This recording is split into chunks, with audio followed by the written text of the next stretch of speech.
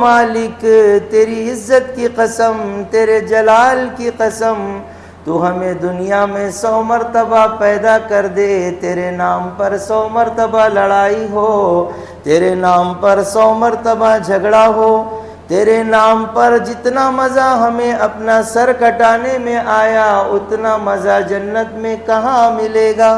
شیطان الرجیم، بسم اللہ الرحمن الرحیم،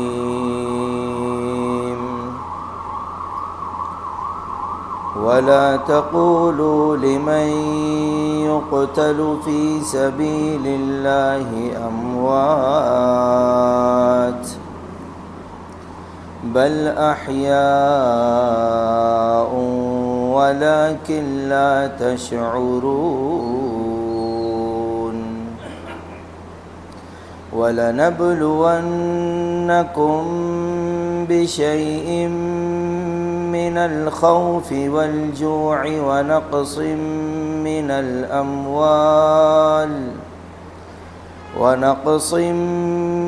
الأموال والأنفس والثمرات وبشر الصابرين الذين إذا أصابتهم مصيبة قالوا إنا لله وإنا إليه راجعون أولئك عليهم صلوات من ربهم ورحمة وأولئك هم المهتدون۔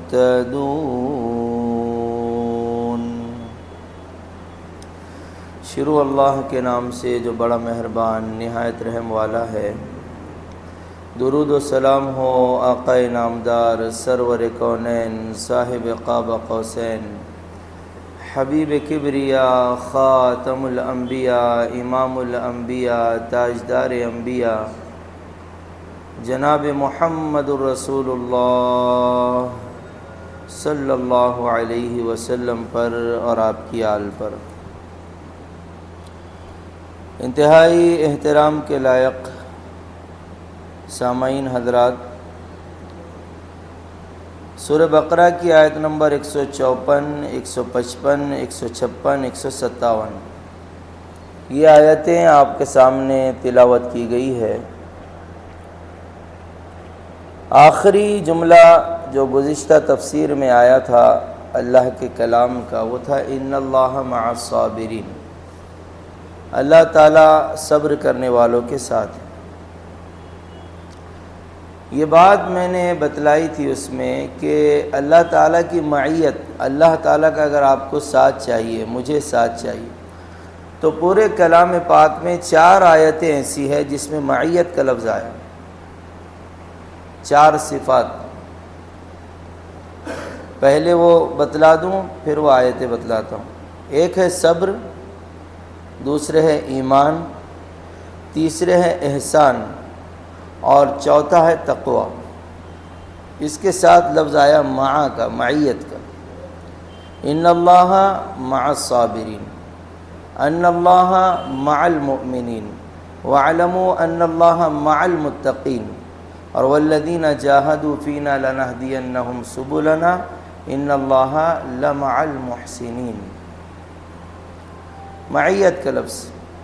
باقی یہی مضمون دوسرے انداز میں اللہ تعالیٰ نے بیان کیا، ان اللہ مع الذین اتقوا والذین هم محسنون، وہ اور بھی ہیں۔ اور خاصیت اس کی یہ ہے صبر کی کہ اللہ تعالیٰ نے اس آیت کو ان اللہ مع الصابرین کہ اللہ صبر کرنے والوں کے ساتھ ہے، 2 جگہ انا کے ساتھ فرمایا، ان اللہ مع الصابرین، ایک یہاں پر اور ایک سورہ انفال میں 10ویں پارے کے دوسرے رکوع میں، اور وہاں پر بھی سورہ انفال میں واللہ مع الصابرین بھی ہے، اور دوسرے بارے کے آخری صفحے پر بھی آپ کو ملے گا واللہ مع الصابرین، یعنی صبر والی آیت کو اللہ نے 4 مرتبہ فرمایا کہ اللہ تعالیٰ صبر کرنے والوں کے ساتھ ہے۔ اب اس کے بعد یہ جو آیت ہے اس میں شہداء کے احکام ہیں، یعنی جو شہید ہو جاتے ہیں۔ فرمایا کہ وَلَا تَقُولُوا لِمَنْ يُقْتَلُ فِي سَبِيلِ اللَّهِ اموات، کہ وہ لوگ جو اللہ کے راستے میں مارے گئے ان کو مردہ مت کہو، وَلَا تَقُولُوا، اور نہ کہو، لِمَنْ يُقْتَلْ، جو قتل ہو جائیں، فی سبیل اللہ، اللہ کے راستے میں، اموات، ان کو مردہ، یعنی شہیدوں کو مردہ مت کہو۔ بند کر دو، شور کر رہا ہوں۔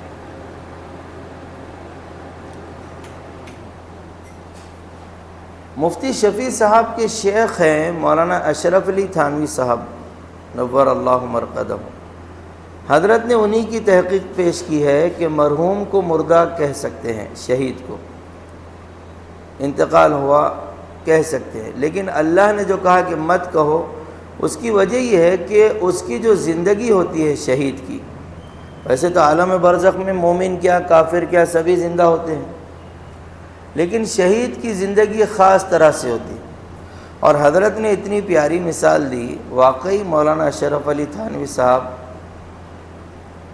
صاحب کا کوئی جواب نہیں۔ حضرت نے کہا کہ جسم کے 2 حصے ہیں، ایک ہے یہ انگلیوں کا پور، اور ایک ہے یہ ہماری ایڑی کا جو کونا آتا ہے، ٹھیک ہے، آپ اس پہ سوئی مارو تو فوراً پھوٹ کے خون نکل جائے، اور ایڑی پہ لگاؤ کچھ بھی نہیں ہوگا، حالانکہ جان دونوں میں ہے، یہ میری مثال نہیں ہے، حضرت کی ہے، جان دونوں میں ہے، انگلیوں میں بھی ہے اس میں بھی ہے، لیکن جتنے اثرات اس میں نظر آئیں گے ایڑی میں نظر نہیں آتے۔ تو مرنے کے بعد عالم برزخ میں کافر بھی زندہ ہے، شہید بھی زندہ ہے، لیکن شہید کی زندگی خاص ہے۔ اسی لیے حدیث میں آتا ہے نا کہ ارواح الشہداء فی حواصل طیر خضر، کہ شہیدوں کی جو ہے نا ارواح وہ سبز رنگ کے پرندوں کی شکل میں اللہ تبارک و تعالیٰ ان کو جنت میں رکھتے ہیں۔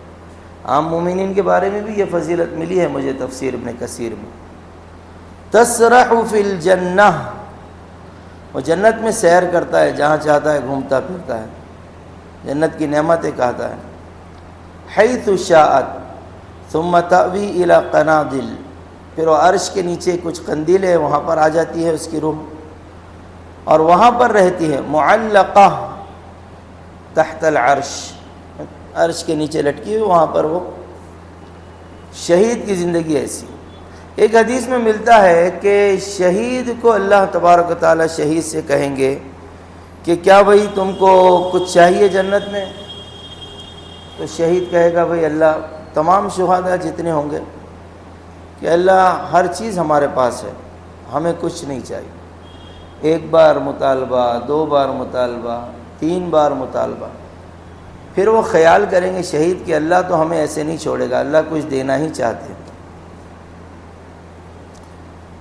ایک حدیث میں یہ بھی الفاظ آتے ہیں نا ثم احیا ثم اقتل، کہ وہ تمنا کریں گے ہم پھر زندہ ہو، پھر ہمیں شہید کیا جائے، پھر زندہ ہو، پھر شہید کیا جائے۔ ہم چھوٹے تھے تو میرا تو ذوق ہے نا، تو مولانا قاری حنیف رحمۃ اللہ علیہ کو سنتے تھے، اللہ ان کی قبر کو نور سے منور فرمائے۔ یہ حدیث کو بڑے زبردست انداز میں حضرت بیان کرتے، کوشش کرتا ہوں ان کے انداز کی، آپ بھی محظوظ ہوں گے کہ اللہ تعالیٰ پوچھے گا شہیدوں سے کہ تمہیں کیا چاہیے، تو ان کے انداز میں بیان کر رہا ہوں۔ وہ کہتے تھے کہ شہید عرض کریں گے کہ او مالک، تیری عزت کی قسم، تیرے جلال کی قسم، تو ہمیں دنیا میں 100 مرتبہ پیدا کر دے، تیرے نام پر 100 مرتبہ لڑائی ہو، تیرے نام پر 100 مرتبہ جھگڑا ہو، تیرے نام پر جتنا مزہ ہمیں اپنا سر کٹانے میں آیا اتنا مزہ جنت میں کہاں ملے گا۔ یہ انداز تھا حضرت کا کہ یہ ہمیں کہاں پر ملے گا، یہ تو اللہ کا انعام ہے۔ اور ایک عجیب بات، عجیب بات اس لیے کہ ہم حدیثیں پڑھتے نہیں نا، اس لیے عجیب بات ہے. جو پڑھتے ہیں ان کے لیے تو کوئی عجیب بات نہیں، ان کو تو معلوم ہے. شہید جب آئے گا نا قیامت کے دن تو اس کا خون بہے گا، اس کے خون کا رنگ خون والا ہی ہوگا، لیکن اس کے خون سے جو خوشبو آئے گی وہ مشک کی خوشبو ہوگی. تو اس سے علماء تفسیر نے بیان کیا کہ اس کا خون گواہ ہوگا خوشبو کے اعتبار سے کہ شہید عام انسان نہیں ہے. اور صبر کرنے والوں کے بعد بیان کیوں کیا گیا اس کو؟ فرمایا والشہید صابر، شہید خود صبر کرنے والا ہے. لِأَنَّهُ صَبَرَ فِي سَبِيلِ اللَّهِ حَتَّى قُتِلَ، کیونکہ وہ بھی اللہ کے راستے میں صبر کرتا ہے، اس وقت تک ٹکا رہتا ہے. صبر کہتے ہیں جمنے کو، جب تک کہ وہ شہید نہیں ہو جاتا. اور بھی باتیں ہیں. سب سے افضل شہید کون ہے؟ شہید الکلمہ. شہید الکلمہ کسے کہتے ہیں؟ وہ اس حدیث کی طرف اشارہ ہے، کلمۃ حق عند سلطان جائر، کہ ظالم بادشاہ کے سامنے حق بات بیان کرنا. قرآن میں اس کا تذکرہ ہے. کہاں پر ہے کسی کو معلوم ہے؟ آ رہا ہے ذہن میں؟ معلوم ہے آپ کو؟ ذہن میں کسی کے آ نہیں رہا ہو. قرآن میں اس شخص کا تذکرہ ہے جس نے ظالم کے سامنے حق بات کی. سورہ یاسین میں ہے، صاحب و یاسین اس کو کہتے ہیں مفسرین. حبیب نجار اس کا نام تھا. اذا ارسلنا الیہم اثنین، یہ دو بھیجے گئے تھے. فعززنا بثالث، یہ تیسرا جو آئے تھے نا یہ حبیب نجار تھے. انہوں نے آ کر کہا اپنی قوم کو، قال یا قوم اتبعوا المرسلین.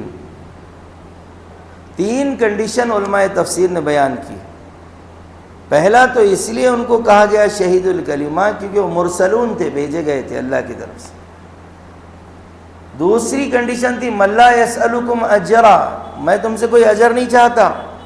انہوں نے کوئی پیسہ کی مانگ نہیں کرے تھے ان سے. اور تیسری کنڈیشن وہم مہتدون، وہ ہدایت پر بھی تھے. یہ سب سے افضل ہے. اور تمام شہداء میں جو سب سے افضل شہید ہے جن کو کہا جاتا ہے شہید المعرکہ، یہ جنگ میں شہید ہونے والے. اب وہ تو سب کو معلوم ہونا چاہیے کون ہے؟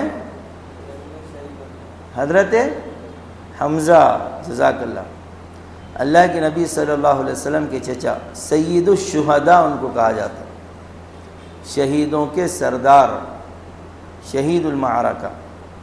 اب اگلی بات سننا.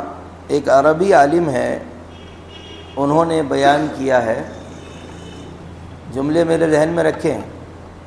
اس امت کے نیک لوگ جو ہوتے ہیں، سنتوں کا اتباع کرنے والے، خاص اس امت کے نیک لوگ جو ہوتے ہیں سنتوں کا اتباع کرنے والے، پل پل سنتوں پر اتباع کرنے، ان میں سے 99% لوگوں کی جو موت آتی ہے وہ اللہ تعالیٰ ان کو مرنے کے بعد شہید کا درجہ عطا فرماتا ہے. ملحق بالشہداء ان کو کہا جاتا ہے. سنیے جتنے علماء تفسیر نے نکالے ہیں. یہ جملہ کتنے ہیں؟ ٹوٹل 16 یا 18 ہے. پہلا ہے المطعون، طاعون سے مرنے والا، طاعون کی موت. یہ طعن سے ہے لفظ. طعن عربی میں کہتے ہیں نیزہ مارنا، چھید کرنا، زخم لگانا. شیطان کا اس میں بڑا اثر ہوتا ہے. کینسر کو عربی میں سرطان کہتے ہیں. یہ بعض مرتبہ شیطان جن کے اثر سے بھی ہوتا ہے. میں نہیں کہہ رہا، تفسیر نے بیان کیا علماء مفسرین، کبھی وہ چھونے سے، کبھی دیکھنے سے. ہے نا، العین حق، نظر بد حق ہے. یہ انسان کو خبر میں پہنچا دیتی ہے، اونٹ کو ہانڈیا میں پہنچا دیتی ہے. طعن اسی لیے جو ہے نا، تانا جو الفاظ میں چلتا ہے نا، سخت جملہ کسی کو کہہ دینا، اس کو تانا کہتے ہیں. اسی لیے کہتے ہیں کہ آپ اور ہم اپنے الفاظ سے اس کو نیزہ مارتے ہیں.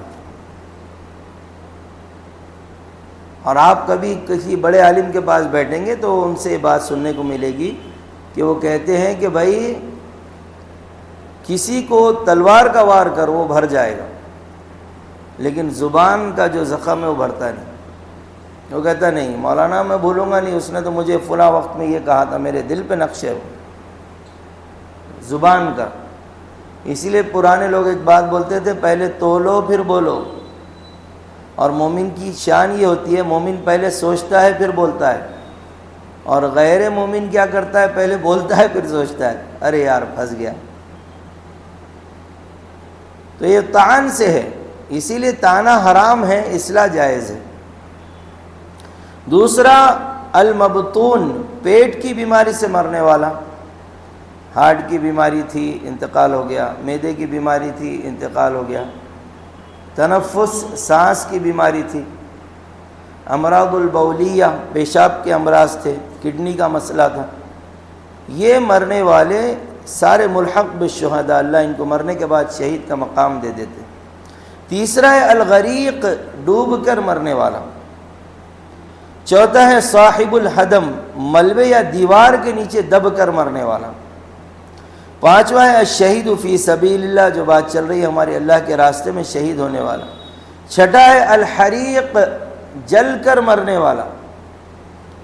ساتواں ہے المرأۃ تموت بجمع، وہ عورت جو ولادت میں مر جائے۔ آٹھواں ہے صاحب ذات الجنب، پسلی یا اپنے دائیں طرف اس کی تکلیف ہو، بائیں طرف یا پسلی میں اس کے مرض ہو، اس کی وجہ سے انتقال کر جائے۔ نواں ہے المسلول، دق ٹی بی جس کو کہتے ہیں، اب تو اس کا علاج آ گیا ہے، اس میں مرنے والا۔ دسواں ہے من قتل دون مالہ، اپنے مال کی حفاظت میں قتل ہونے والا۔ گیارہواں ہے من قتل دون دینہ، اپنے دین کی حفاظت میں قتل ہونے والا۔ دین تو بہت اونچی چیز ہے، اللہ ہم سب کو قبول فرمائے۔ جب بھی میں اس کی بات کرتا ہوں تو آج کتنے مسلمان دنیا میں صرف اس وجہ سے ان کو قتل کیا جا رہا ہے کہ وہ مسلمان ہیں، اور وہ ظاہر بات ہے وہ تو شہید ہے نا، اور ایک ان شہیدوں میں ایسی بھی ہے بیچاری اللہ کی بندی کہ شاید میں اگر ان کا تذکرہ کروں تو آپ سب کی آنکھیں بھر جائے گی، صرف نام ہی لوں گا تو آپ کو سب یاد آ جائے گا۔ شہید ہونے والی کی عمر ہے 8 سال اور نام ہے اس کا آصفہ۔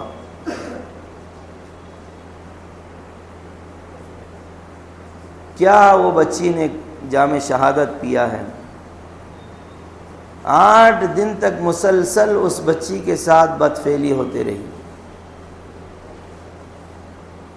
اور اس کو کھانے کو نہیں دیا گیا، پینے کو نہیں دیا گیا، اس کے ہونٹ کالے پڑ گئے تھے، اور 8 سال کی، اور 4 درندے اس کے ساتھ یہ کام کر رہے ہیں۔ موت کے قریب ہے، ایک ظالم دوسرے ظالم کو فون کر کے کہتا ہے ابھی ٹھہرو میں آ کر بھی میں بھی مزہ لے لوں۔ کیسے گئی ہوگی دنیا سے، اللہ حفاظت فرمائے۔ من قتل دون دینی، جو اپنے دین کی حفاظت میں قتل ہو جائے، صرف اتنا قصور کہ مسلمان ہے، ایمان والی ہے۔ ارے بھائی ہم تو کہتے ہیں جو غیر ایمان والی ہے اس کے ساتھ بھی اگر ہو رہا ہے تو ہم اس کی بھی مذمت کرتے ہیں۔ جیسے دہلی میں ہوا تھا بس کے اندر، یہ جو بھی ہو جس مذہب کی بھی ہو، اگر خاتون ہے وہ قابل احترام ہے، اور جہاں تک اسلام کا تعلق ہے تو ہمارے مذہب نے تو یہی سکھایا ہے کہ ہر خاتون کا احترام کیا جائے۔ کوئی کلکتہ وغیرہ کے پاس ایک ڈاکٹر بچی کے ساتھ یہ زیادتی ہو گئی، ایسے ظالموں کو بخشا نہیں جانا چاہیے۔ اور من قتل دون اہلی، اپنے اہل و عیال کی حفاظت میں جو شہید ہو جائے، حفاظت کر رہا تھا اپنے بیوی بچوں کی، مار دیا گیا، شہید ہے۔ من قتل دون دمہ، اپنے جان کی حفاظت کرتے کرتے شہید ہو جائے وہ بھی شہید ہے۔ من مات یوم الجمعہ او لیلتہا، جو جمعہ کے دن یا جمعہ کی رات میں انتقال کر جائے، ایسا نیک انسان۔ جمعہ کی رات کب سے شمار ہوتی ہے؟ جمعرات کے دن مغرب کے بعد، معلوم ہے نا سب کو؟ ابھی ہم جو بیٹھے ہیں تو منگل میں آ گئے، مغرب پڑھتے ہی ہم کب آ گئے؟ منگل میں آ گئے اسلامی اعتبار سے۔ 15واں ہے الفقیر الصابر، صبر کرنے والا فقیر، غریب۔ جب غربت آتی ہے نا انسان حلال حرام کی تمیز چھوڑ دیتا۔ اور 16واں ہے طالب العلم اذا مات فی طلبہ، کہ طالب علم جو علم کی طلب میں انتقال کر جائے وہ بھی شہید ہے۔ اسی لیے حدیث میں ہے نا من خرج فی طلب العلم فہو فی سبیل اللہ، کہ جو علم حاصل کرنے کے لیے نکلا وہ اللہ کے راستے میں ہے۔ اللہ کے راستے کا مفعول یہ بہت سی چیزوں کو بتلایا ہے، دعوت و تبلیغ ہے، مدارس ہے، خانقاہیں ہیں، مکاتب ہے، جتنے بھی ہمارے دین کے شعبے چل رہے ہیں سب اللہ کے راستے میں کام کرنے والے ہیں، ہمارے معاون ہیں۔ اور المرأہ ماتت لیلۃ الدخلہ، پہلی رات کو، سہاگ رات جس کو ہم کہتے ہیں، شب زفاف، شب زفاف کہتے ہیں، پہلی رات کو جو دلہن انتقال کر جائے وہ بھی شہید ہے۔ 17 ہو گئے۔ 18واں بتایا من قتل مظلوما، جو مظلوماً ظلم کر کے جس کو شہید کر دیا گیا وہ بھی شہید ہے۔ تو بات یہ 18 قسم کے لوگ ایسے ہیں جن کو شہید کا مقام اللہ تعالیٰ دیں گے، اور یہ اللہ کے نبی کے طفیل میں ہم کو یہ چیز ملی ہے۔ اب بات اس کے تھوڑے مسائل سن لیجئے۔ اب جب قرآن نے کہہ دیا کہ وَلَا تَقُولُوا لِمَنْ يُقْتَلُ فِي سَبِيلِ اللَّهِ اموات، ان لوگوں کو مردہ مت کہو جو اللہ کے راستے میں قتل ہوئے ہیں، بل احیاء، وہ زندہ ہیں۔ کیسے زندہ ہیں؟ سوال آئے گا، بھائی اللہ نے کہہ دیا قرآن میں مولوی صاحب زندہ ہے تو ہمیں سمجھاؤ۔ یہ سوال انسان کر سکتا ہے، پوچھنے والا پوچھ سکتا ہے۔ اللہ نے اس کا جواب دے دیا، وہ زندہ ہے وَلَكِنْ لَا تَشْعُرُونَ، تم کو سمجھ میں نہیں آئے گا۔ وہ زندہ ہے، تم کو سمجھ میں نہیں آئے گا، مطلب سمجھنے کی کوشش مت کرو۔ اسی لیے علماء نے مسائل نکالے ہیں کہ کل کو کوئی کہہ سکتا تھا کہ بھائی شہید جب زندہ ہے تو اس کی جو بیوہ ہے وہ کسی سے نکاح کر سکتی ہے کہ نہیں کر سکتی؟ جواب ہے کر سکتی۔ اس کی پراپرٹی کی تقسیم ہوگی کہ نہیں ہوگی؟ جواب ہے ہوگی۔ کیوں؟ وہ زندہ ہے آخرت میں، عالم برزخ میں، لیکن باقی اس کے احکام وہی ہیں جو دیگر مرحومین کے ہیں۔ جو اس کی خصوصیات حضرت محمد صلی اللہ علیہ وسلم نے بتلائی ہے کہ ان کو غسل نہیں دیا جائے گا، ان کو کفن نہیں دیا جائے گا، ویسے ہی وہی خون کے ساتھ وہ اٹھیں گے قیامت کے دن، وہ احکام باقی رہیں گے۔ لیکن کہا اس کی بیوہ دوسرے سے نکاح کر سکتی ہے، کر سکتی ہے۔ اس کی پراپرٹی کی تقسیم ہوگی؟ ہاں ہوگی۔ اچھا، یہ والا زندگی کہ پراپرٹی کی تقسیم بھی نہ ہو اور ان کی بیویاں کسی سے نکاح بھی نہیں کر سکتی، یہ والی زندگی انبیاء کو حاصل ہے۔ یہ والی زندگی انبیاء کو حاصل ہے۔ آدم علیہ السلام سے لے کے حضرت محمد صلی اللہ علیہ وسلم تک جتنے پیغمبر ہیں کسی کی بھی پراپرٹی کی تقسیم نہیں ہوئی۔ کیوں؟ وہ زندہ ہے۔ اس لیے انبیاء کی جو پراپرٹی ہوتی ہے وہ صدقہ ہے امت کے لیے۔ باغ فدق اللہ کے نبی صلی اللہ علیہ وسلم کا ہے، جو جانتے ہیں جانتے، جو نہیں جانتے نہیں جانتے۔ یہ آج تک بھی اختلافی مسئلہ ہے ہمارے درمیان اور اہل تشیع کے درمیان۔ وہ کہتے ہیں تقسیم ہونا چاہیے، ہم کہتے ہیں نہیں، اللہ کسی نبی کی میراث تقسیم نہیں ہوئی تو اللہ کے نبی کی کیسے ہوگی؟ اور 13 درخت ہے کھجور کے، بس آج تک حضرت ابو بکر نے اس کو ویسی رکھا، حضرت عمر نے، حضرت عثمان نے، حضرت علی نے، ان کے بعد جتنے آج بھی جو گورنمنٹ ہے اس نے ویسے رکھا۔ اللہ ہم سب کو دکھلائے بھائی، اللہ مجھے بھی دکھلائے، آپ کو بھی دکھلائے۔ ارے آمین تو بولو، آمین آپ کے لیے بولے یا میرے لیے بولے؟ دونوں کے لیے بولے نا، چلو ماشاءاللہ۔ تو یہ آج تک باقی ہے، یہ زندگی انبیاء کی ہے۔ اور ایک خصوصیت یہ ہے جو لکھی ہے تفسیر میں کہ شہید کی لاش کو، اس کے جسم کو، جیسے انبیاء کے جسم کو قبر کی مٹی نہیں کھاتی، شہداء کے جسم کو بھی قبر کی مٹی نہیں کھاتی۔ اچھا، بعض مرتبہ یہ ہوتا ہے، آپ دیکھیں کوئی شہید ہے، اس کی باڈی کی قبر کھل گئی، دیکھے تو اس کی باڈی تو بالکل محسوس ہوا ہے قبر نے کھا لی، تو اس کا جواب مولانا اشرف علی تھانوی صاحب نے یہ دیا ہے کہ وہ کھائی قبر کی مٹی نہیں، کوئی اور وجہ سے وہ خراب ہوئی ہوگی، جو دیگر کیڑے مکوڑے یا دوسری چیزوں کی وجہ سے، لیکن مٹی کو حکم نہیں ہے کہ اس کو کھا جائے۔ اور ایک ہم سنتے تھے بچپن میں کہ حافظ قرآن کے جسم کو بھی اللہ باقی رکھتے ہیں۔ حافظ، شہید اور انبیاء، ان کے جسم کو بھی اللہ تبارک و تعالی باقی رکھتے ہیں قبر میں۔ یہ خصوصیت ہے شہیدوں کی۔ اور کوئی اگر کھا جائے تو یہ ہو سکتا ہے کوئی دوسری وجہ سے ہو جائے، لیکن یہ نہیں کہا جا سکتا کہ بھائی اس کو اللہ تبارک و تعالی نے قبر کی مٹی کو حکم دے دیا۔ یہ ان کا مقام ہے، ان کا مرتبہ ہے اللہ کے نزدیک۔ تو اب اگر کوئی سمجھنا چاہے کہ کیسے ہیں، تو اللہ فرماتا ہے وَلَٰكِن لَا تَشْعُرُونَ، تم اس کو سمجھ نہیں سکتے، نہیں سمجھ سکتے۔ آگے اللہ فرماتے ہیں، یہ بڑی نعمت ہے، آیت نمبر 155، حالانکہ اس میں امتحان کی بات ہو رہی ہے اور میں کہہ رہا ہوں نعمت ہے، بالکل میں ہوش و آواز میں ہوں۔ اللہ فرماتے ہیں وَلَنَبْلُوَنَّكُمْ، ہم ضرور بالضرور تمہارا امتحان لیں گے، تمہاری آزمائش ہوگی، تم کو آزماؤں گا، اللہ فرما رہے ہیں ہم آزمائیں گے تم کو۔ سوال پیدا ہوتا ہے کس چیز سے آزمائیں گے اللہ؟ من الخوف، سب سے پہلی چیز ڈر سے آزماؤں گا، والجوع، بھوک سے آزماؤں گا، ونقص من الاموال، مال سے آزماؤں گا۔ مال آ رہا تھا، نقصان ہو گیا، دکان میں آگ لگ گئی، نوکری چل گئی، کام دھندا بند ہو گیا، پیسے کی آوک رک گئی، ختم ہو گیا، ہیرو سے زیرو بن گیا، یہ امتحان ہوگا۔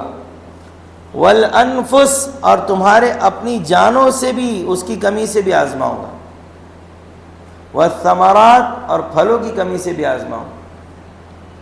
اس میں ایک جملہ بڑا زبردست مفتی تقی عثمانی صاحب نے بتلایا، جو خود قرآن میں بھی ہے، بِشَيْءٍ، اللہ نے فرمایا میں کچھ آزماؤں گا، ویسے نہیں جیسے سورہ نحل میں فرمایا فَأَذَاقَهَا اللَّهُ لِبَاسَ الْجُوعِ وَالْخَوْفِ، کہ جب اس قوم کو اللہ تعالیٰ نے خوف کا لباس اور بھوک کا لباس، یعنی ایسا لباس کا لفظ ہے، لباس پورے جسم کو ڈھانک لیتا ہے۔ سمجھنے کی بات ہے، جب انسان ڈرتا ہے نا تو اس کے جسم کے کسی ایک حصے میں، دل وغیرہ میں ڈر کی کیفیت محسوس ہوگی، یا ہو سکتا ہے دماغ میں ہوگی۔ وہ جب اللہ نے ان کے اوپر ڈر کا عذاب ڈالا تو پورا جسم ان کا عذاب میں، ڈر کے عذاب میں ڈوب گیا تھا۔ اور بھوک کیسی؟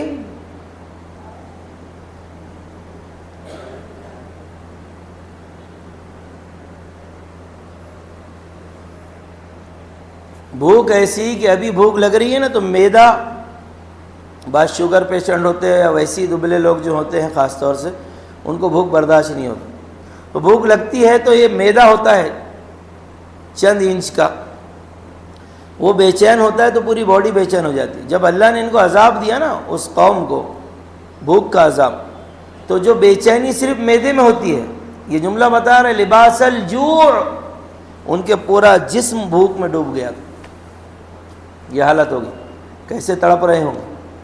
تو اللہ نے فرمایا میں کچھ تمہارا امتحان لوں گا۔ یہ آیت میں کہہ رہا تھا نعمت ہے، کیوں نعمت ہے؟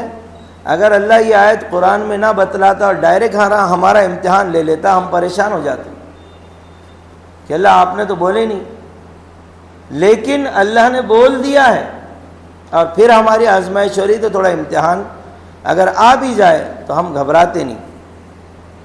اس لیے دنیا کی ایک قوم ہے مسلمان، وہ کبھی پریشان نہیں دکھیں گے آپ، کتنا ہی بڑا نقصان ہو جائے مسلمان کہتا ہے کوئی بات نہیں مولوی صاحب اور محنت کر لیں گے، اللہ اور دے دے گا، اللہ پہ اتنا بھروسہ، اللہ کی رحمت ساتھ ہوگی، ہم محنت کریں گے، جہاں ٹھوکر ماریں گے پانی نکلے گا انشاءاللہ۔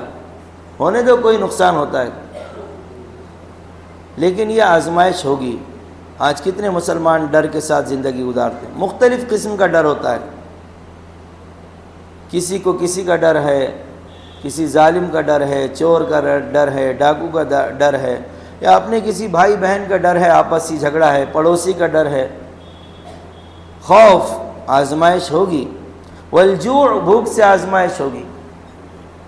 ہمیں مل جاتا ہے کھانے کے لیے، لیکن آج مجھے کہنے دیجئے بہت سے ہمارے بھائی بہن یا ہمارے ملک کے ایسے جو مسلمان نہیں ہیں، لیکن آپ دیکھیں وہ انسان تو ہے نا، کچرے سے کھانا چن کر وہ کھاتے ہیں اور گندا پانی پینے پر وہ مجبور ہیں، کوئی پرسان حال نہیں ہے۔ ایسے کئی بوڑھے ہیں جن کے بچوں نے ان کو غیر مسلم ہیں ان کو چھوڑ دیا، مجبور ہے زندگی گزارنے میں۔ مال کا نقصان، جان کا نقصان، مال مویشی پالے تھے انتقال ہو گیا، وہ مر گئے، کوئی اپنا قریبی تھا انتقال ہو گیا، اولاد کا انتقال ہو گیا، یہ ہوگا۔ اور یہ سارے امتحانات حضرت محمد صلی اللہ علیہ وسلم نے بدرجہ اتم دیے ہیں۔ ڈر اللہ کا تھا یقیناً، اس میں کوئی شک نہیں، اللہ کے علاوہ اللہ کے نبی کس سے ڈرتے نہیں، لیکن کافروں نے اپنے طور پر ڈرانے کی کوئی کسر نہیں چھوڑے۔ بھوک کا یہ عالم تھا کہ 2 مہینے چولہے نہیں جلتا، اور مال مویشی کیا، ایک واقعہ آپ کو الرحیق المختوم میں ملے گا، آپ صلی اللہ علیہ وسلم کے گھر میں کھانا پک رہا ہے، 2 لوگ تھے، ایک ابو لہب اور عقبہ بن ابی معیط غالباً اس کا نام۔ حضور خود فرماتے میں 2 ظالم پڑوسیوں کے درمیان رہتا تھا جو میرے گھر کے سامنے کچرا لا کر ڈال دیتے، غلاظت لا کے ڈال دیتے۔ اور ایک مرتبہ چولہے پہ ہانڈیاں رکھی ہوئی کچھ پک رہا تھا، انہوں نے بکرے کی جو آتڑیاں ہوتی ہیں نا جس میں غلاظت ہوتی ہے وہ پھینکے اور سیدھا جو ہانڈی تھی کھانا جس میں پک رہا تھا پکایا اس کے اندر جا کر گر گئی۔ آپ صلی اللہ علیہ وسلم باہر تشریف لائے اور کہا کہ تمہیں پڑوسی ہونے کا بھی کوئی خیال نہیں، کیسے تکلیف ہوگی؟ اور خاص بات یہ نہیں، اہم بات یہ نہیں کہ صرف آج کی بات تھی، نہیں، روزانہ یہ ہوتا تھا۔ کوئی گالی دے رہا ہے، کوئی تھوک رہا ہے، کوئی مٹی پھینک رہا ہے، کوئی پتھر مار رہا ہے، کوئی برا بھلا کہہ رہا ہے، کوئی پاگل کہہ رہا ہے، کوئی شاعر کہہ رہا ہے، کوئی مجنون کہہ رہا ہے، کوئی کاہن کہہ رہا ہے، یہ معمولی آزمائش ہے۔ آپ اگر مسلمان ہیں اور ہیں، میں بھی ہوں آپ بھی ہیں، تو ہمیں بھی یہ امتحان دینا پڑیں گے۔ اللہ سے مانگتے رہنا کہ اے اللہ ہم سے یہ امتحان نہ لینا، ہم اتنے مضبوط نہیں ہیں، ہم اتنا مضبوط نہیں ہیں، ہمارا ایمان ہے اللہ، کمزور ایمان والے ہم، آپ کے امتحان کے قابل نہیں ہیں۔ لیکن یاد رکھنا اگر اللہ امتحان لے لے، جیسے آج کئی جگہ کے مسلمان امتحانات میں مبتلا ہیں، آپ سب جانتے ہیں، ان کی مسجدیں چھینی جا رہی ہیں، ان کی عبادت گاہیں چھینی جا رہی ہے، ان کے مدارس بند کیے جا رہے ہیں، ان کو ناحق جیلوں میں ڈالا جا رہا ہے۔ آپ دیکھیں پوری دنیا پہ نظر ڈالیں تو یہ چیز تو یقیناً ان کے ساتھ بری ہو رہی ہے، لیکن ایک چیز ان کی اچھی یہ بھی ہے کہ اللہ تبارک و تعالیٰ کی نظر میں وہ اہل ایمان ہے، کیونکہ قرآن میں اللہ فرماتے احسب الناس ان یترکوا ان یقولوا آمنا وهم لا یفتنون، کہ تم نے کیا سمجھ رکھا ہے کہ تم کہو گے کہ ہم ایمان لائے اور تمہیں آزمایا نہیں جائے گا؟ بالکل آزمایا جائے گا، امتحان لیا جائے گا۔ اگر امتحان لے رہا ہے تو مطلب یہ ہے کہ اللہ نے ہمیں ہال ٹکٹ دیا ہے، ایگزام ہال میں ہم آئے ہیں اور ہمیں اس بنیاد پر ملا ہے کہ ہم ایمان والے ہیں اللہ کی نظر میں۔ یہ بات اس لیے کہہ رہا ہوں، بہت سے لوگ کہتے ہیں نہیں بھائی ہم تو فلاں جگہ پہ بہت سکون سے رہ رہے ہیں، ہمارے اوپر کوئی مشکل نہیں ہے۔ ممکن ہے، اس کی 2 وجہ ہو سکتی ہے، یا تو بہت آپ نیک ہیں، یا پھر اللہ تعالیٰ کی نظر میں ابھی آپ کا ایمان اس لیول کا نہیں ہے کہ آپ کا امتحان لیا جائے، کیونکہ صحابہ اکرام نے امتحان دیا ہے۔ میں یہ بات اس لیے بھی کہہ رہا ہوں کہ ہمارے پاس ایک آیت چلتی ہے وَمَا أَصَابَكُم مِّن مُّصِيبَةٍ فَبِمَا كَسَبَتْ أَيْدِيكُم، کہ تمہارے اوپر جو بھی مصیبت آتی ہے وہ گناہوں کی وجہ سے آتی ہے، یقیناً آتی ہے اس وجہ سے۔ اب اگر کوئی سوال کر دے کہ اللہ کے نبی اور صحابہ پر جو مصیبت آئی وہ کیوں آئی، کیا گناہوں کا وبال تھا؟ ہرگز نہیں، ہرگز نہیں، نعوذ باللہ، وہ امتحان تھا نیک مسلمانوں کا۔ اللہ کے نبی کے اوپر اور صحابہ پر جو آئے ہیں وہ امتحان ہے۔ تو بعض مرتبہ نیک لوگ بھی امتحانات میں مبتلا ہو جاتے ہیں، اور جو ظالم قسم کے لوگ ہوتے ہیں کسی نیک آدمی کو مصیبت میں مبتلا دیکھتے ہیں اور تو اس کو دیکھ کر کہتے ہیں نہیں بھائی اس کے اوپر تو گناہوں کا وبال ہے۔ وارے مسلمان تیری مسلمانی، دوسرے پہ مصیبت آئی تو گناہوں کی وجہ سے آئی، اور میرے اوپر آئی تو نہیں، اللہ امتحان لے رہا ہے میرا۔ اپنے بارے میں بہترین جج، دوسروں کے بارے میں بہترین جج، اور اپنے بارے میں بہترین وکیل، چھٹ صفائی پیش کر دیں گے، اللہ امتحان لے رہا، چھٹ جائے گا، ختم ہو جائے گا، اور دوسروں پہ رائی ہے گناہوں کا وبال ہے۔ اپنے عزیز چلے جائیں گے، یہ بھی امتحان ہوگا۔ والثمرات، اور پھلوں کی کمی سے، ابھی آم کا موسم ہے نا، تو بعض جن کو اللہ نے نعمتیں دی ہیں، مال کی نعمت دی ہے، دیکھنا کتنا اچھا تبصرہ کرتے ہیں کہ بھئی موسم کا پھل ہے، آم کھائے کہ نہیں آپ نے؟ ہم نے تو اتنا کھائے، اتنا کیرٹ لائے، یہ کریں۔ جبکہ اسی محلے میں کچھ ایسے لوگ بھی ہوتے ہیں، مجھے کہنے دیجئے، کہ جو بیچارے جب کسی گھر کے اندر کوئی بیمار ہوتا ہے تب ان کے پاس پھل آتے ہیں۔ اس لیے کبھی کسی ایسے غریب کے سامنے اس نعمت کا تذکرہ نہیں کرنا جس سے اللہ نے اس کو محروم کیا ہے اور آپ کو دیا ہے، وہ اس کا دل ٹوٹ سکتا ہے، یا پھر اگر اللہ نے اتنا دیا ہے تو اس تک بھی پہنچا دو۔ شاید آپ غمگین ہو جائیں اگر آپ کو، اور واقعی آپ ایسے لوگ ہیں کہ جو قدر کرتے ہیں اپنے بڑوں کی، ملتے ہیں ایسے لوگ کہ جو یہ کہتے ہیں کہ مولوی صاحب ابا کی بہت یاد آتی ہے جب بھی پھل لے کر آتا ہوں۔ کیوں یاد آتی ہے؟ جب چھوٹے تھے ہم بیمار ہوتے تھے، ہم کہیں بہن بھائی تھے، ابا کی محدود کمائی تھی لیکن رزق حلال تھا، بڑے گاڑے پسینے کی کمائی تھی، ہم بیمار ہوتے تو ابا چند پھل لے کر آتے گھر میں، اپنے ہاتھ سے کاٹ کر کھلاتے، اور دوسرے بہن بھائیوں کو کہتے نہیں تم نے نہیں کھانا، یہ بچہ، یہ بچی میری بیمار ہے، میں اس کو کھلاؤں گا۔ اور وہ تصور ان کو یاد ہوتا ہے کہ ابا کیسے لاتے تھے، سیٹ نے ڈانٹا، لیٹ ہونے پر کیا کہا گیا، تمہاری تنخواہ کاٹ دوں گا، یہ کر دوں گا، وہ کر دوں گا، وہ سب باتیں سنتے ہیں۔ کیوں؟ یہ سنوں گا تو میرے بچے کو آج شام میں پھل ملے۔ لیٹ ہو گئے تو ابا کہہ رہے ہیں سیٹ کو، میں مالک آج ایکسٹرا کام کر لوں گا لیکن مت کاٹو تنخواہ، میرا بچہ بیمار ہے۔ یہ سب یاد ہے، اور یہ کہتے کہتے اچانک رونا شروع کر دیتے ہیں۔ ارے بھائی کیا ہو گیا، کیوں رو رہے ہیں؟ مولوی صاحب آج اس باپ کی محنت سے میں نے یہ اچیو کر لیا، یہ مقصد پا لیا، یہ منزل مجھے مل گئی، آج لاکھوں روپیہ میرے جیب میں ہے، ان کے نام کا مدرسے میں بچوں کو کھلاتا ہوں، یتیموں کو کھلاتا ہوں، لیکن وہ باپ جس نے اپنے گاڑے پسینے کی کمائی میرے اوپر ہنستے ہنستے لٹا دی تھی، آج کسی قبرستان میں منو مٹی کے نیچے قبر کی چادر اوڑھ کر سو رہے ہیں۔ بڑا دل میں تمنا ہوتی ہے، خواہش ہوتی ہے کہ اگر ابا حیات ہوتے، زندہ ہوتے تو اپنے ہاتھوں سے اپنے ابا کو کھلاتا۔ لیکن کیا اللہ نے امتحان لیا ہے، آج ابا چلے گئے ہیں، آج پیسہ ہے ابا نہیں ہے، ایک وقت تھا پیسہ نہیں تھا ابا تھے۔ بچیاں کہتی ہیں آج الگ الگ قسم کے کھانا پکانے آ گئے مولانا، درخواست لکھ کر دیتی ہے، اور خواہش ہوتی ہے روتے روتے کہ امی کو کھلاؤں گی لیکن امی تو انتقال کر گئی۔ اور واقعی اگر ایسے آپ ہیں، میں ہوں، تو اللہ کہہ رہا ہے وَبَشِّرِ الصَّابِرِينَ، صبر کرنے والوں کو خوشخبری سنا دو۔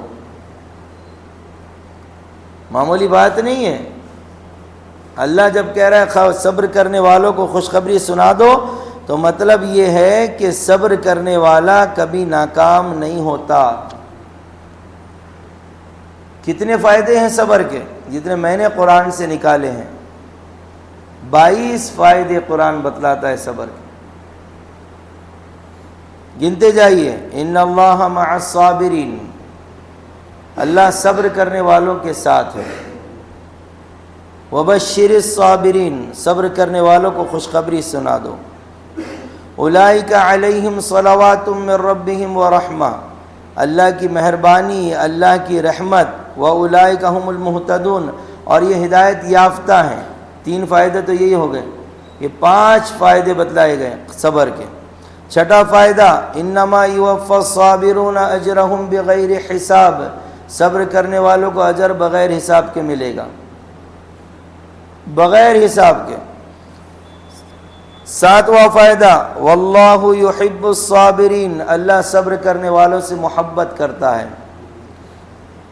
آٹھواں فائدہ وَلَمَنْ صَبَرَ وَغَفَرَ إِنَّ ذَلِكَ لَمِنْ عَزْمِ الْأُمُورِ، جو صبر کرے اور معاف کر دے تو یہ کام بڑے حوصلے والوں کا کام ہے۔ یعنی اللہ تعریف کر رہا ہے، اور بڑی عجیب بات ہے، ایک نقطے کی بات بتاتا ہوں، آپ اگر قرآن پڑھتے رہتے ہیں، اللہ تعالیٰ نے دو مقام بنائے ہیں، یا تو آپ صاحب منصب ہوں گے یا ملازم ہوں گے، ٹھیک ہے؟ اگر آپ صاحب منصب ہیں تو قرآن کہتا ہے اعدلوا، انصاف کرو، ہوا اقرب للتقوی، یہ تقوی سے بہت زیادہ قریب ہے۔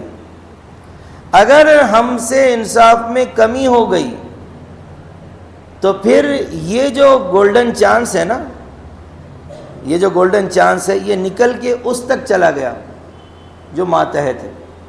اب اس کو اللہ کہہ رہا ہے وَأَن تَعْفُوا، اور لفظ وہی ہے هُوَ أَقْرَبُ لِلتَّقْوَىٰ، تم معاف کرو، اگر تم معاف کرو گے تو وہ تقوی سے زیادہ قریب ہے۔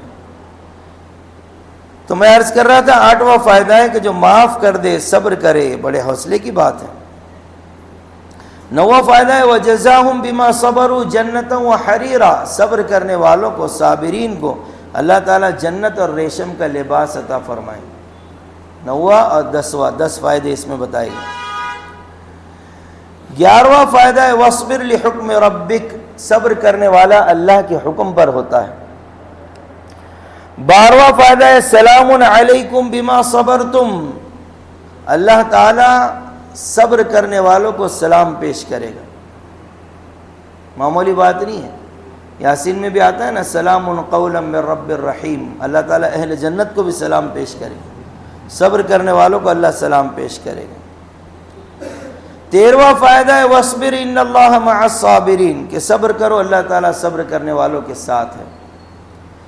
14واں فائدہ ہے اولئک یؤتون اجرہم مرتین بما صبروا، کہ جو انہوں نے صبر کیا وہ صبر کرنے کے بدلے ان کو ڈبل اجر دیا جائے۔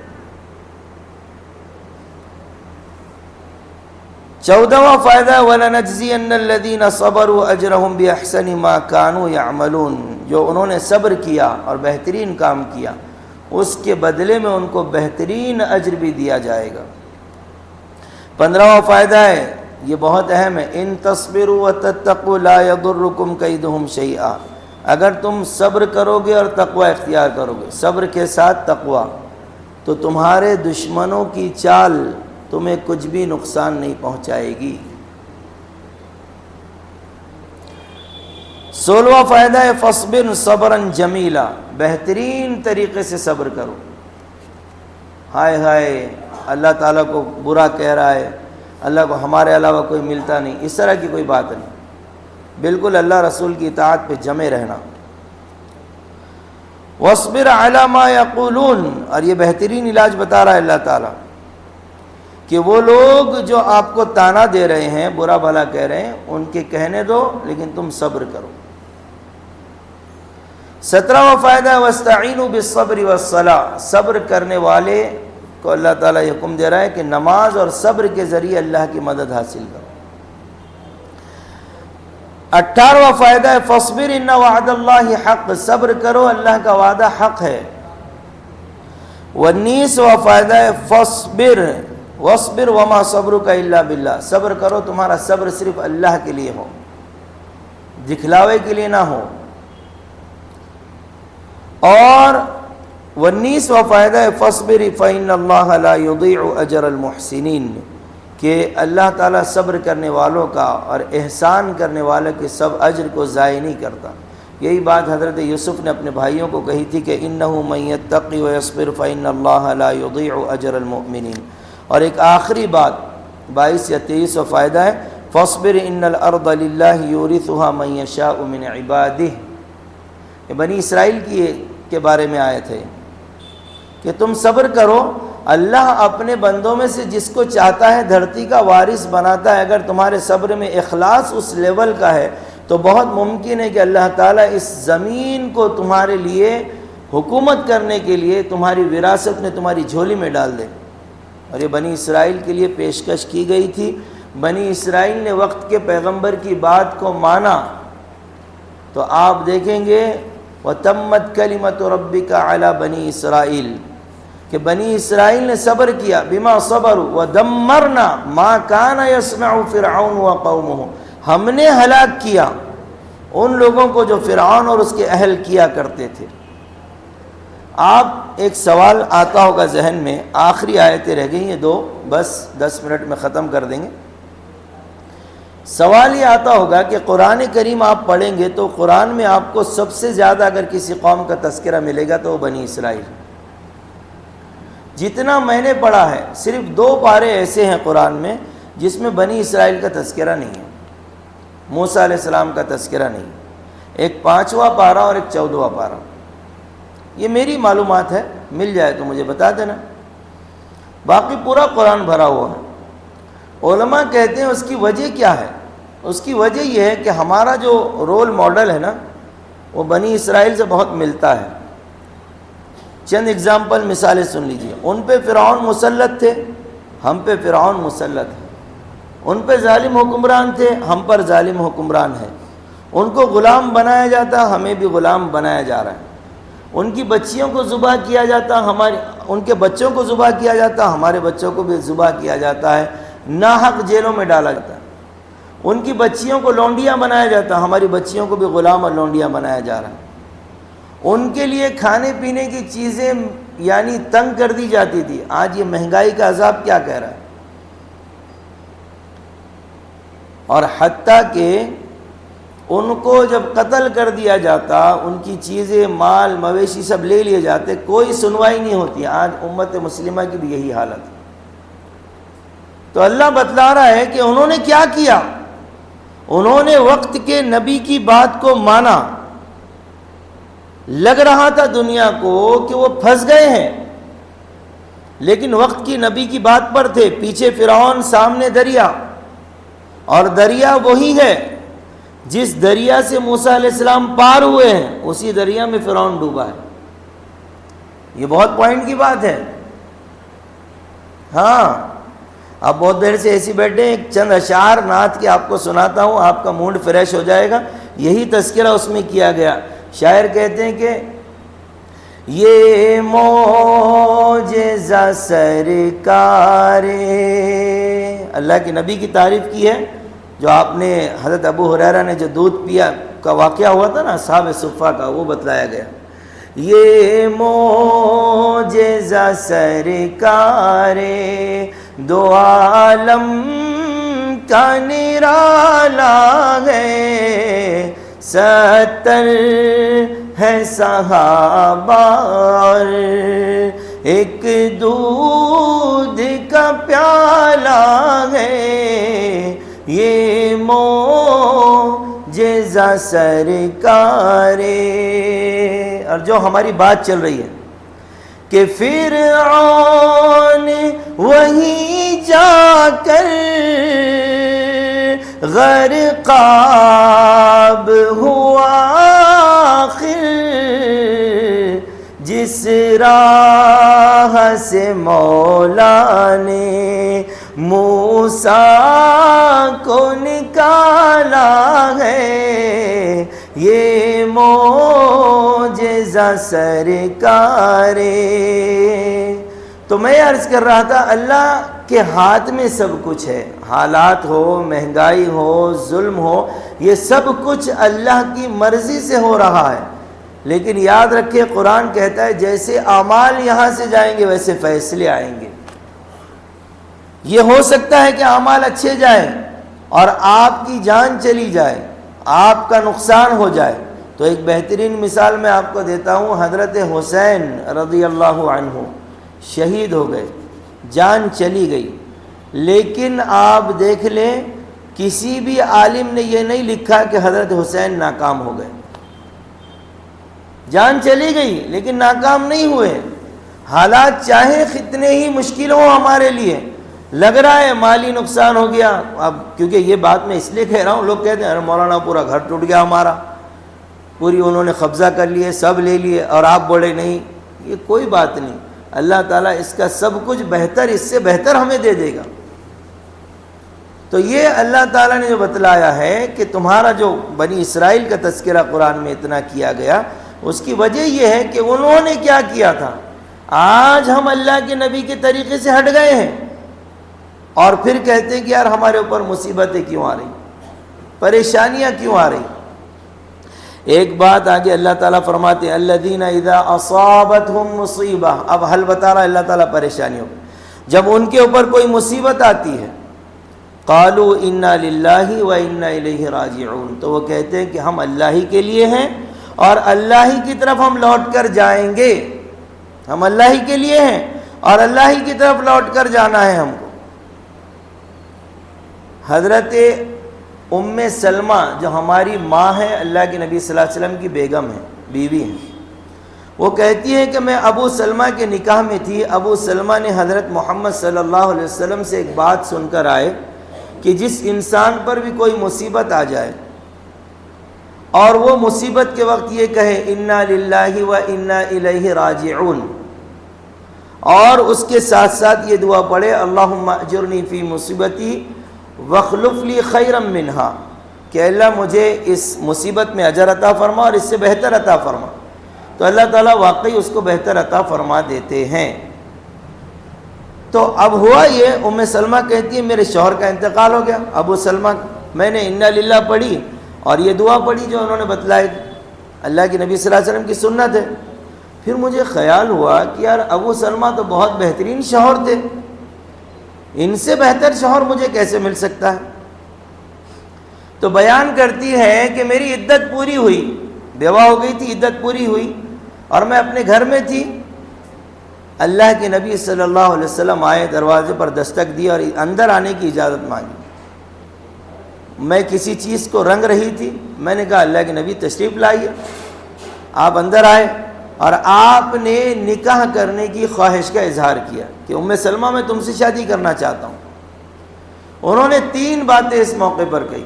پہلی بات یہ کہی کہ یا رسول اللہ میں بیوہ عورت ہوں اور باغیرت بیوہ ہوں، باغیرت، مطلب یہ تھا کہ میں آپ کے نکاح میں آ جاؤں گی، آپ کی بیوی بن جاؤں گی، اور مجھ سے کچھ غلطی ہو گئی تو آپ تو اللہ کے پیغمبر ہیں، اللہ کے حبیب ہے، کچھ گستاخی میرے سے ہو جائے آپ کی شان میں، آپ میرے شوہر بن جائیں گے تو میری تو آخرت تباہ ہے۔ آپ نے کہا ٹھیک ہے۔ دوسری بات کہا کہ میں بوڑھی عمر رسیدہ عورت ہوں، کہا ٹھیک ہے۔ تیسری بات کہا کہ مجھے بچے ہیں، مجھے بچے ہیں پہلے شوہر سے، کہا کہ ٹھیک ہے۔ تو آپ صلی اللہ علیہ وسلم نے جواب دیا کہ ام سلمہ تمہاری جو بیوہ پن کی جو باغیرت آپ بتلا رہی ہو، مجھ سے نکاح کر لو کہ بیوہ نہیں رہو گی، ختم ہو گئی بات۔ دوسری بات تم کہہ رہے کہ تم عمر رسیدہ ہو، تو میں بھی عمر رسیدہ ہوں، جیسی تم ہو ویسا میں ہوں۔ اور تیسری بات کہتی ہو کہ تمہیں اولاد ہے، بچے ہیں، تو ام سلمہ سنو، نکاح کرنے کے بعد تمہارے بچے میرے بچے ہیں، عیالو کی عیالی، یہ جملہ ہے حدیث کے اندر کہ تیرے بچے میرے بچے ہیں۔ کہتی ہیں کہ پھر اس کے بعد میں نے اپنے آپ کو اللہ کے نبی کے حوالے کر دیا، ہمارا نکاح ہو گیا۔ ایک بات پھر وہ خود کہتی ہیں کہ میں نے واقعی اس دعا کا اثر دیکھا ہے، کہ میں سوچتی تھی کہ ام سلمہ سے ابو سلمہ سے بہتر کون ملے گا، اللہ کے نبی بھی مل گئے جو ساری کائنات میں ان سے بہتر کوئی نہیں ہے۔ تو جب بھی کوئی مصیبت آئے انا للہ پڑھنا۔ 2-3 مسئلے بتا دوں، آیت ایک باقی ہے، اس کا تھوڑا سا مطلب بتا کے تشریح بتا کے ختم کر دیں گے۔ دوسرا نکاح کرنے میں 2-3 باتوں کا خیال رکھنا چاہیے۔ پہلی بات تو یہ ہے کہ آپ جب دوسرا نکاح کر رہے ہیں تو اس کے پہلے شوہر کے بچوں کے سر پہ ہاتھ رکھنا ہے، کیونکہ جہاں دوسرے نکاح کا حکم ہے نا فَانْكِحُوا مَا طَابَ لَكُم مِّنَ النِّسَاءِ مَثْنَىٰ وَثُلَاثَ وَرُبَاعَ، اس کے پہلے وَإِنْ خِفْتُمْ أَلَّا تَعْدِلُوا فِي الْيَتَامَىٰ، اگر تمہیں اس بات کا ڈر ہو کہ یتیموں کے ساتھ انصاف نہیں ہو رہا ہے تو تم پھر شادی کرو تاکہ ان کے سر پہ دست شفقت رکھ سکو۔ ہمارے معاشرے میں کیا چلتا، اس کے بچے ادھر ہی پھینکو بھائی، نانا نانی کو بولو سنبھالنے کا۔ واہ واہ مسلمان، میٹھا میٹھا واہ واہ، اور تیکا تیکا۔ دوسرا مسئلہ یہ جو مولانا خالد سیف اللہ رحمانی صاحب نے لکھا ہے، مضبوطی کے ساتھ چلنا۔ نمبر 7، بار بار پیچھے مڑ کر نہ دیکھنا۔ بعض لوگوں کی عادت ہوتی ہے نا پیچھے مڑ مڑ کر دیکھتے ہیں، وہ چیز ٹھیک نہیں۔ ایک لطیفہ سنا دوں، ایک جگہ بہت بڑی بھیڑ لگی ہوئی تھی، کئی لوگ کھڑے ہوئے، تو سب ایسا اوپر دیکھ رہے تھے۔ ایک آدمی پیچھے آیا بھیڑ کے، کہا بھائی کیا دیکھ رہے ہو؟ کہا کہ نہیں یار یہ آگے والا دیکھ رہا تو میں دیکھ رہا ہوں، انہیں کیا دیکھ رہا ہوں۔ انہوں نے اور آگے والے سے پوچھا بھائی کیا دیکھ رہے ہو؟ انہوں نے نہیں میرے آگے والا دیکھ رہا تو میں وہ دیکھ رہا ہوں، انہیں کیا دیکھ رہا بولے۔ انہیں سب کو چھوڑا، سب سے آگے والے کے پاس گیا، بولے بھائی کیا دیکھ رہے ہیں؟ بولے کچھ دیکھ رہا نہیں، میری گردن ہی ایسی ٹیڑھی ہے۔ تو یہ دیکھا دیکھی چلنا نہیں، اللہ کے نبی صلی اللہ علیہ وسلم کی جو فرمان ہے اس کے اعتبار سے کام کرنا۔ لوگ کیا کر رہے ہیں، لوگ اس طرح سے کر رہے ہیں، بالکل نہیں۔ اور 8ویں چیز، عورتوں کا راستے کے درمیان میں نہ چلنا۔ خواتین تو اب کہاں کہاں چل رہی ہے، حالانکہ حکم یہ ہے کہ درمیان میں نہیں چلنا چاہیے۔ ٹھیک ہے بھائی، کچھ پوچھنا ہے یا دعا کر لوں؟ دعا کر لیں گے، پہلی تفسیر لمبی ہو گئی آج۔ سبحان اللہ و بحمدہ، سبحانک اللہم و بحمدک،